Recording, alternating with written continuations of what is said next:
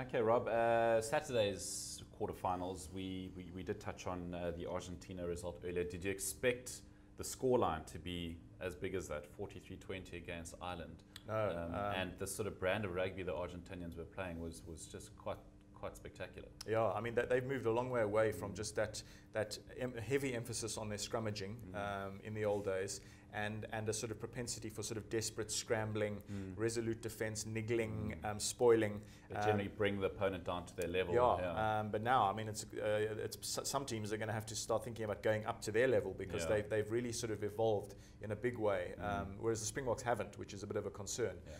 If we do meet them at some stage down the line, which by the way, of course, is quite possible, given that there is the chance, let's face it, that a good chance, you have to say, that South Africa and Argentina might just be the teams playing for that bronze playoff, because certainly on paper, the favourites to go to the final now are going to be New Zealand and Australia. That all and Antipodean rivalry. But you never know. Still lots to play for. Okay. And finally, the poor Scots, the brave Scots, and a very contentious final penalty awarded by Craig Joubert, who's now also under fire for running away off the field with a guilty face, etc., etc. But yeah, do you think that penalty was fair, and the Australian performance perhaps not as good as some of their pool stage performances? Yeah, I mean, in terms of Joubert, he's actually, we know he's a pretty good referee. He's now public enemy number one in Scotland, just as Bryce Lawrence was public enemy number one. When we had that quarterfinal in 2011. Look, he is still a good referee, and there are lots of technical aspects being, raging in the debate. Lots of emotion. Obviously, the Scots are absolutely livid about it. And I actually felt that more damaging had been the yellow carding a little bit earlier, which I thought was a little bit harsh, which that gave Australia a little bit of a head of steam ahead of that, last sort of key decision anyway.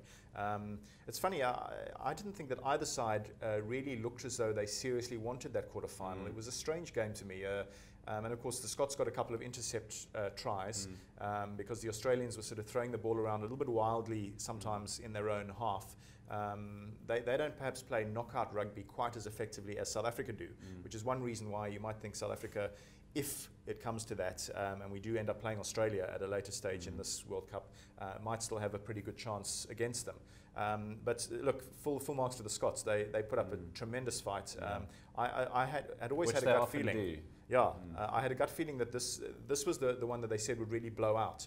And I had a strange gut feeling, no special science involved, but just a gut feeling that the Scots were going to run Australia close. And I mean, goodness, they so nearly won it. They were a minute or two from one of the great knockouts upsets in World Cup history. And being the only home nation in the semi-finals potentially. Well, of course, they were carrying that mantle, which probably gave them that little bit of extra motivation. But as I say, I just never quite felt that they had the self-belief to think they were going to get off the line. I think they almost seemed to feel that it was too good to be true, that they were, always within a whisker of Australia, but you just never felt that they were going to get across the line.